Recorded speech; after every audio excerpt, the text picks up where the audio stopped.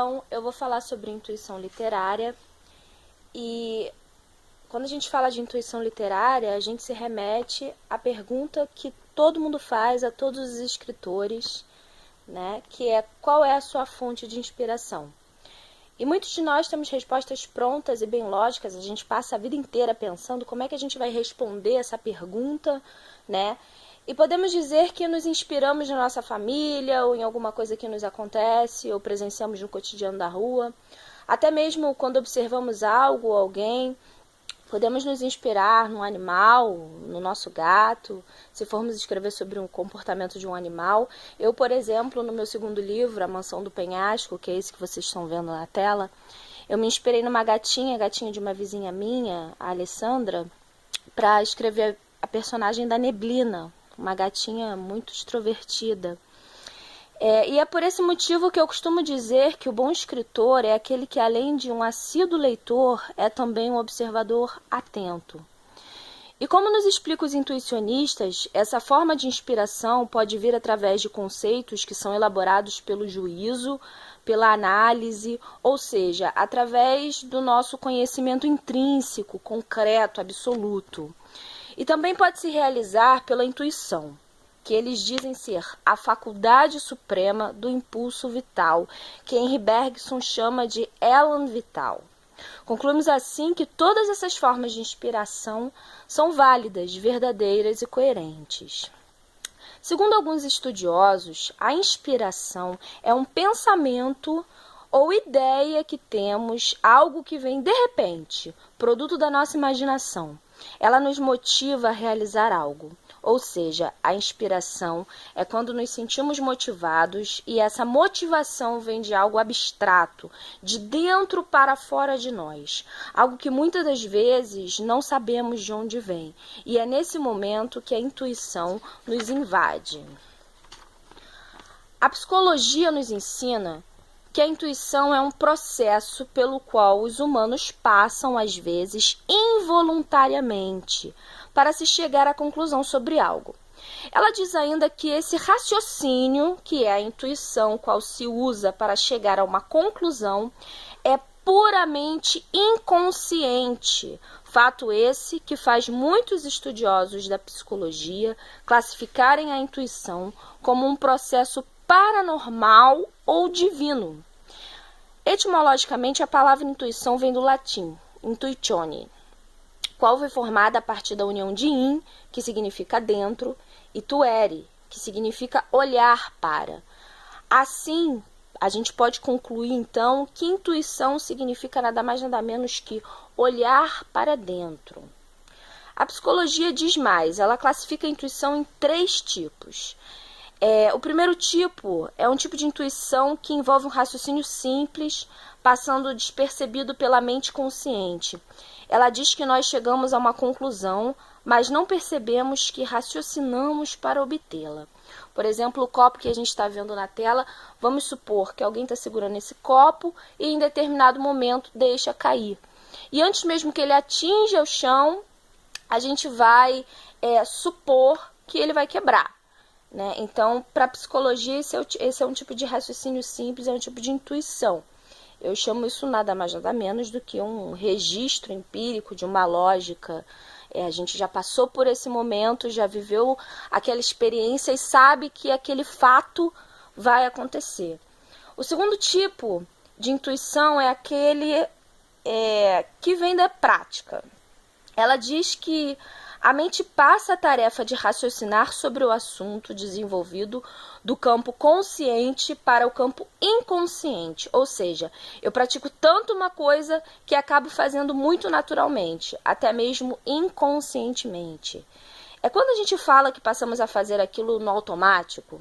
Por exemplo, os atores, eles tem que gravar os textos, estudar os textos para poder ensaiar, passam meses ensaiando, estreiam uma peça e ficam anos naquela peça e chega uma hora que eles falam e fazem os movimentos em cena de uma forma muito natural, às vezes até mesmo sem raciocinar, sem perceber que estão fazendo.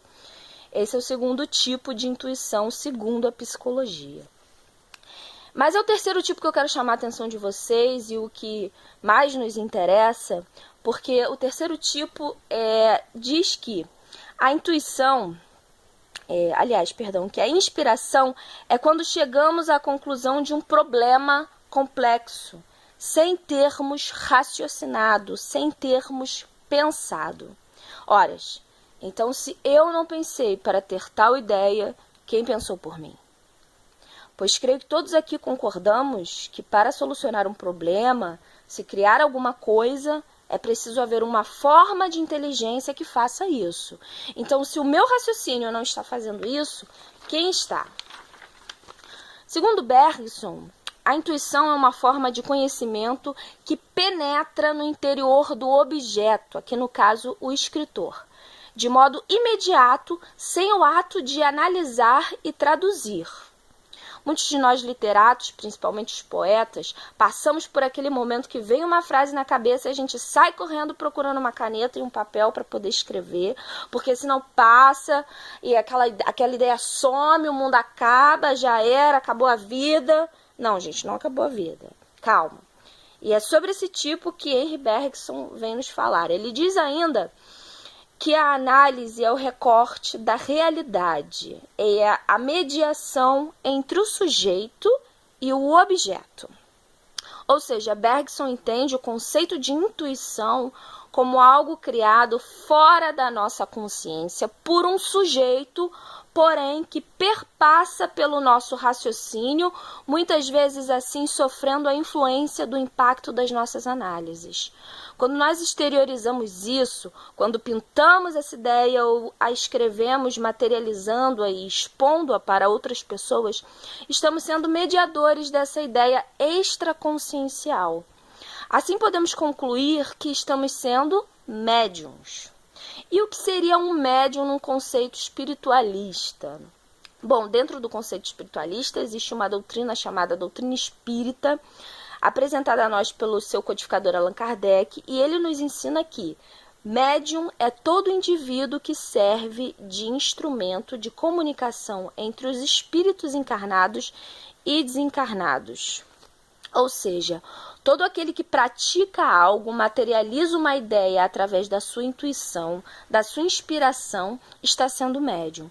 Por isso, devemos ter muito cuidado com o que pensamos e sempre vigiar o nosso pensamento para a gente não ser alvo de espíritos equivocados aí que podem estar querendo usar a gente para coisas não tão agradáveis. Essa forma de mediação pode ser feita de muitas maneiras. Uma delas é a escrita pela intuição, qual chamamos aqui o escritor de médium intuitivo. A mediunidade dele é algo mais sutil e os pensamentos do sujeito, que no caso seria o espírito informante, pode sofrer muito da influência dos pensamentos do autor encarnado. Por isso a gente não tira a responsabilidade do autor encarnado que está passando aquela mensagem, nem o mérito. Albert Einstein disse uma vez que não existe nenhum caminho lógico para as descobertas das leis do universo. O único caminho é a intuição. E Einstein concorda com o Sr. Bergson quando Bergson fala: a intuição é a força criativa, que dá forma à vida. Ou seja, esses dois grandes pensadores, um cientista e um filósofo, estão nos dizendo nada mais nada menos que tudo que a gente vê, tudo que a gente cria, tudo que a gente pensa, é o mundo espiritual que está nos intuindo, está nos ajudando no nosso progresso intelectual, moral e tecnológico. Somos influenciados o tempo todo através desse mecanismo simples da intuição, que não é nada mais nada menos que a leitura e a transmissão do pensamento. Nós fazemos isso o tempo inteiro, sem nem mesmo percebermos. Nunca houve aquele momento em que alguém pensou em alguma coisa, ou nós pensamos em alguma coisa, e a pessoa sabia exatamente o que estávamos pensando. Pois isso acontece o tempo inteiro comigo e com meu marido. Inclusive é um motivo de discórdia em vários momentos. Mas enfim, então, finalizando esse pensamento, a intuição é aquilo que os espíritos, sejam eles bem esclarecidos ou equivocados, querem nos passar através da comunicação pelo pensamento. E aí, na literatura espírita, você pode encontrar uma gama de autores que são inspirados pelos espíritos, o que é diferente de psicografia mecânica, que não passa pelo psiquismo do autor, tá, gente? Só para a gente esclarecer, mas esse é um estudo mais profundo para a gente fazer em outro momento. Dentre esses autores, podemos citar a célebre Ivone Pereira, possuidora de uma mediunidade fantástica e muito ampla. Inclusive, ela escreveu uma trilogia sobre encarnações passadas dela, que é magnífica. E entre os autores que eram espíritas, porém não atribuíam declaradamente suas obras como sendo material vindo da espiritualidade, temos o incrível, maravilhoso Vitor Hugo, com obras de um cunho moralístico fantástico. Inclusive, sua convicção na vida espiritual é demonstrada na obra Os Miseráveis, né, essa que vocês estão vendo no vídeo. E quando Jean Valjean, já no fim da sua vida, finalmente deixa o fardo do corpo e é recebido no mundo espiritual por Fantine, que o guia a partir dali, né, para a vida espiritual. Como vocês estão vendo também, ele agora já fora do corpo, né, e ela o guiando para o mundo espiritual. Também temos um outro autor, né, Arthur Conan Doyle, esse autor que quase ninguém conhece pelo nome, pela figura, mas todos conhecem suas histórias, né? Eu não conheço muito bem a sua atividade no movimento espírita, mas ele, sem dúvida nenhuma, era convictamente espírita e é o autor de nada mais, nada menos do que Sherlock Holmes, né? Essa série célebre aí, que inclusive está nos cinemas hoje em dia, fazendo muito sucesso.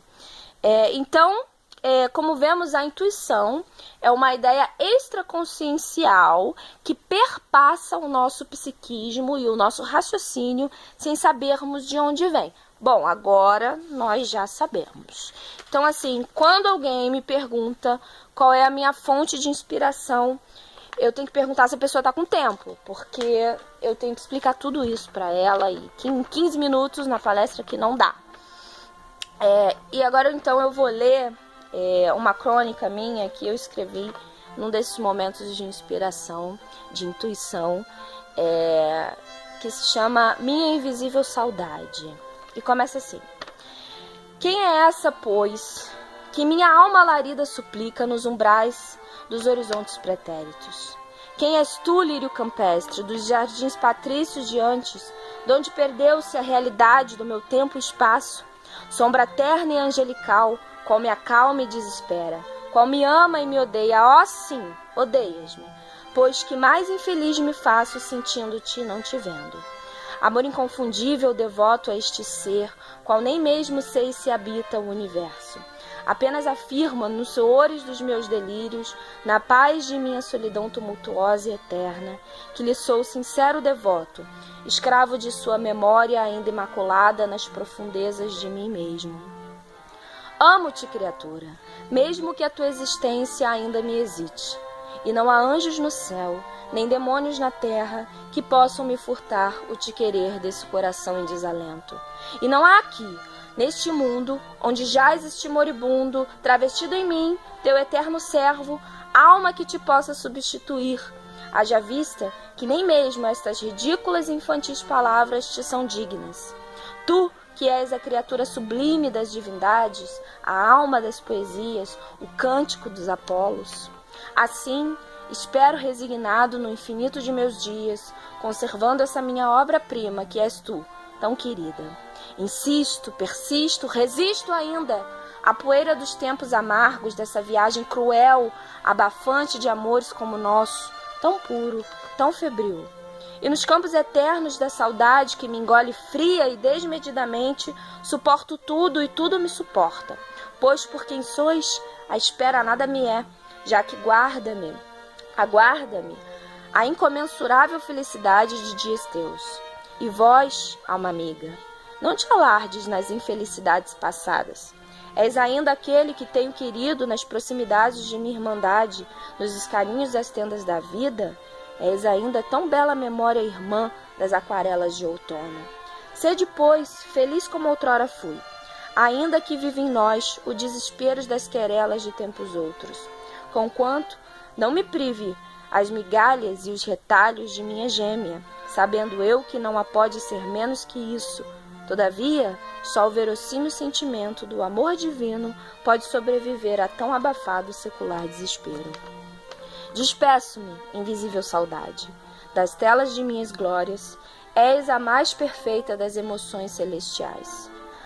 Guarda-me no pulsar dos teus dias mais felizes, pois por quem sou, reitero minha promessa de amar-te eternamente nos eternos dos queiros.